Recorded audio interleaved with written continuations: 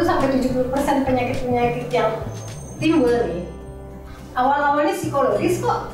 Yang sekarang itu lebih parah lagi adalah generasi strawberry yang lebih muda lagi.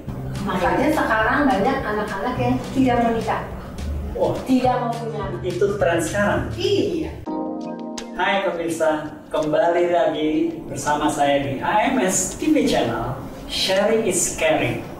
Pada kesempatan ini saya beruntung sekali ketemu dengan seorang dokter pemerhati keluarga, Dr. Ferry Lasemawati.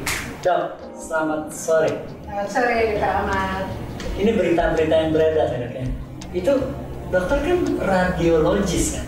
Betul. Itu kenapa pasien bisa pada nangis di meja praktek? Apa hubungannya sama radiologis? Oke, aneh ya? Nggak masuk akal?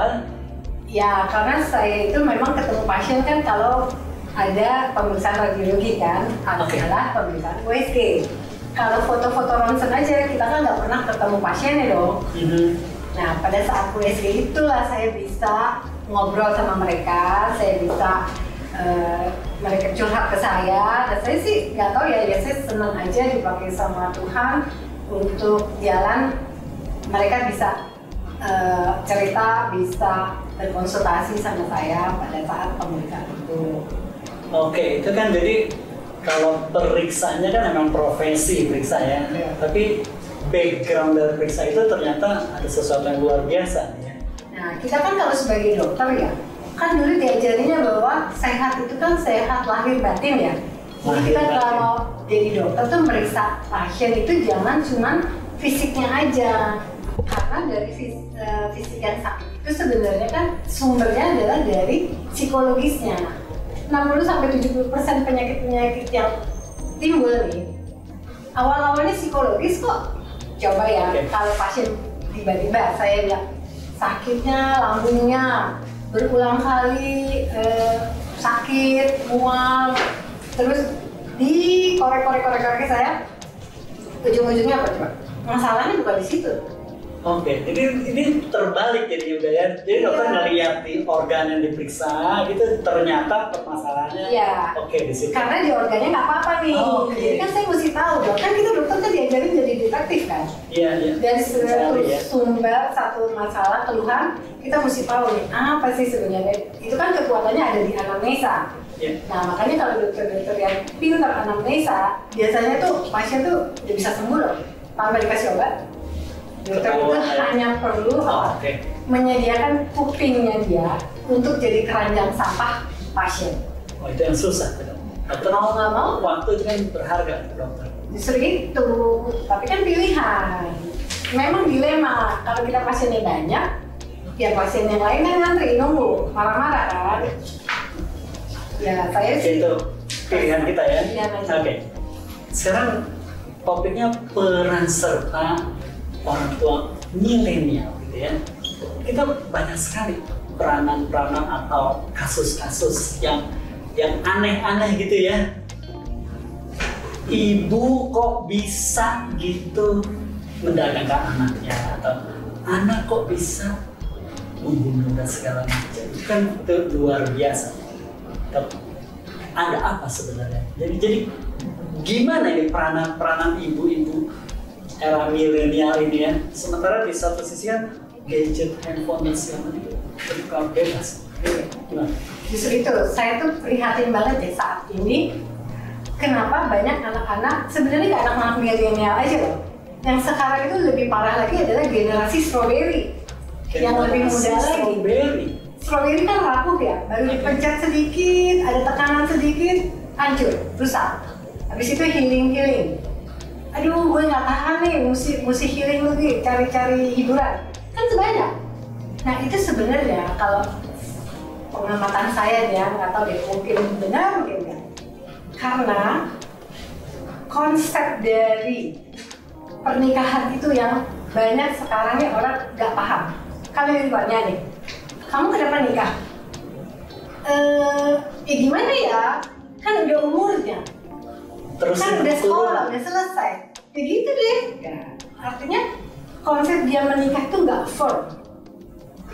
Padahal kalau dia ngerti tentang pernikahan, dia akan menjadi seorang ibu, seorang ayah yang mempunyai anak yang harus dia bimbing. Nah sekarang dia sendiri nggak tahu mesti ngapain, dia nggak punya bekal itu, dan boro-boro dia mau membuat anaknya juga berhasil kan. Nah maka lahirlah anak-anak yang milenial ini sekarang anak-anak YOLO. You only live once. Hidup tuh cuma sekali, jadi kita bikin happy aja. Jadi dia nggak mau mikir yang macam-macam, makanya dia maunya instan, nggak mau susah. Nah itu bahayanya adalah dalam soal keuangan. Dia nggak bisa berinvestasi, dia nggak bisa nabung, pokoknya hidup sekarang gimana ntar. Dia mau jalan-jalan aja, dia mau ini suka-suka dia kan. Nah itu artinya dia mengelola uang tuh agak susah. Makanya sekarang banyak anak-anak yang tidak menikah, tidak mau punya anak. Itu tren sekarang? Iya, sedih kan? Iya. Kalau dia ini kan sebuah republik ya, Indonesia ini, ilmunya ada, panduannya juga bukan nggak ada kan? Ada program 1000 hari pertama kehidupan segala macam. Kalau tadi dikatakan tidak firm merencanakan hamilnya, itu kenapa lagi bisa begitu? Nggak baca buku kan mereka ini tentang program-program ini? Iya, nah literasi di orang Indonesia kan memang rendah banget kan.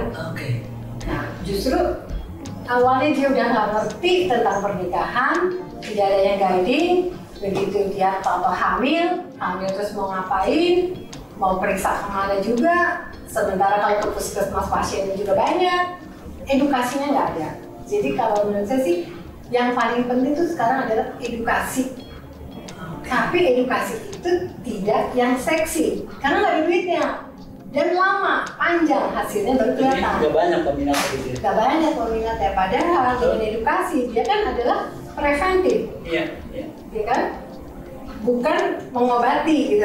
Nah, justru kalau menurut saya nih peran orang tua inilah yang paling penting. Keluarga inilah yang harus diedukasi. Jadi kalau dia mau menikah, itu kalau di kita kan di KUA itu kan cuma ada sedikit aja ya edukasi, ceramah nikah gitu ya. Ceramah nikah lah, apa namanya? Tahu-tahu dikasih sertifikat udah boleh nikah. Padahal kalau mau tuh 6 bulan tuh dia dididik dulu untuk menjadi orang tua. Wow. Baik. Baru dia bisa ngerti tentang pernikahan itu apa, persiapan dia menjadi seorang istri, seorang suami, seorang ibu nantinya, supaya dia punya bekal bagaimana dia bisa mendidik anak-anak berikutnya.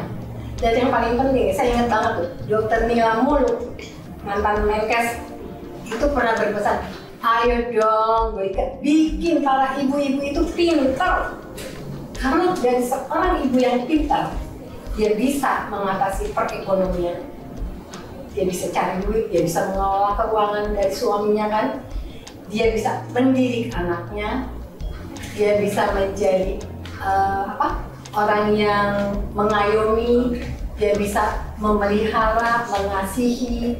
Jadi tuh peran ibu tuh benar-benar penting banget dari sebuah keluarga. Tiang negara tuh ibu benar ya? Benar, karena sekarang coba kita lihat. Antara magnet di rumah tangga dengan magnet di luar rumah tangga itu kan daya tariknya di luar tuh sangat-sangat besar. Apa sih yang nggak ada di luar? Mau seks bebas, mau narkoba, ada semua, mau film-film porno, mau dugem, semua ada. Sekarang lihat di rumah tangga, suami istri semua kerja, waktu buat anak nggak ada. Begitu anak-anak datang, yang ketemu siapa? Pembantu. Setelah itu, kalau nih orang tuanya datang nih, ada nih sama anak-anaknya, orang tuanya akan bersikap sebagai apa? Jaksa. Nyalahin. Kenapa kamu nggak bisa? Kok ulangannya cuma segini? Kok begini? Kok begini? Membanding-bandingkan. Si anak ini nggak nyaman nih di rumah. Dia akan mencari keluar. Ketemulah teman-temannya yang sama.